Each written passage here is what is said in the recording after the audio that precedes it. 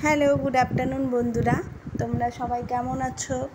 কাকলি কিচেনে তোমাদের সামনে আবারও একটা নতুন রান্না নিয়ে এসে হাজির হয়ে গেছি। এই হচ্ছে এক বাটি মুসুরির ডাল আর হচ্ছে তোমার একটা সেদ্ধ ডিম দিয়ে একটা দারুণ রেসিপি আজকে বানাবো। চলো তোমাদের সাথে শেয়ার করি।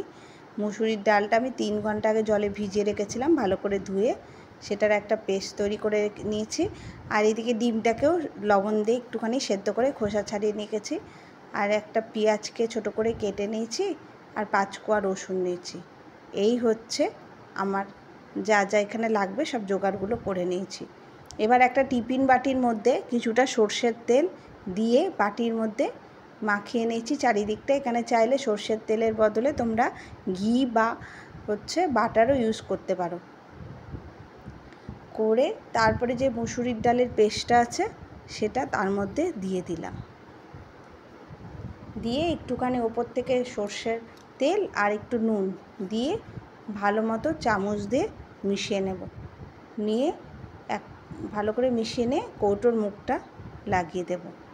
একটা দারুণ রেসিপি, তোমরাও একবার অবশ্যই এভাবে বানিয়ে এটাকে খেয়ে দেখো। একবার খেয়ে কিন্তু আমাকে জানিও কেমন লাগলো।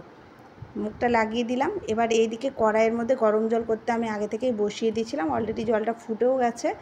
আমি এবার বাটিটা বসিয়ে 15 থেকে 20 মিনিটের জন্য ওপর থেকে ঢাকনা চাপা দিয়ে রেখে দেবো। আঁচটাকে কমিয়ে দিয়েছিলাম।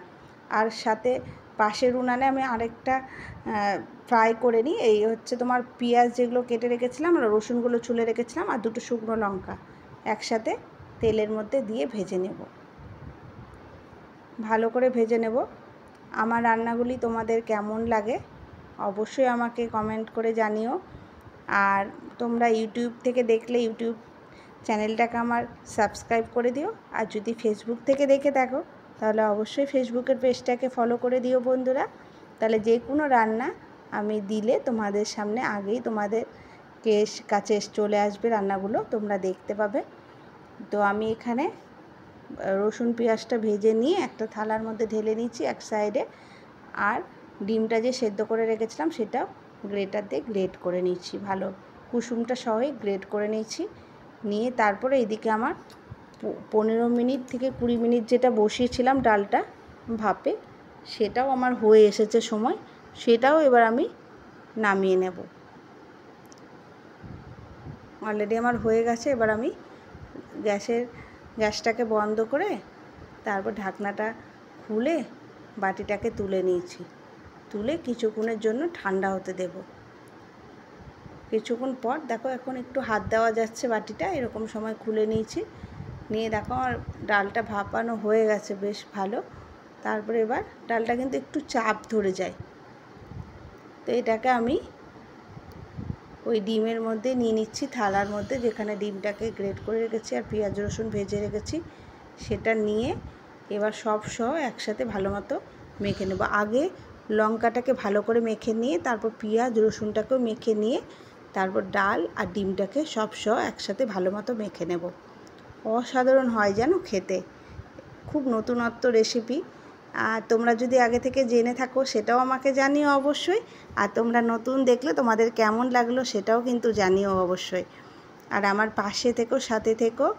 আর এই জিনিসটা তুমি যদি শুকনো ভাত দিয়ে বা ডাল ভাত দিয়ে মেখে খাও এতটাই সুন্দর লাগে যে কি বলবো, মাছ মাংসও লাগবে না এই পদটার কাছে। একবার অবশ্যই তোমরাও ট্রাই করে দেখো। আর সাথে উপর থেকে যখন ভালো মতো মেখে নিয়ে তারপর উপর থেকে কাঁচা তেল দিচ্ছি সর্ষের, দিয়ে সেটা দিয়েও ভালো মতো মেখে নেব। অবশ্যই একটু নুনটা চেক করে নেবে, নুনটা যতটা লাগবে মনে হবে সেই পরিমাণ অনুযায়ী নুনটা দেবে। কারণ নুনটা বেশি হয়ে গেলেও ভালো লাগে না, আবার কম হলেও কিন্তু কোনো রান্না ঠিকঠাক স্বাদে আসে না। তো কেমন লাগলো অবশ্যই জানিও। সবাই খুব ভালো থেকো, সুস্থ থেকো। আর রান্নাটা কেমন হয়েছে কিন্তু জানাতে ভুলো না। আজ তবে আসি, টাটা।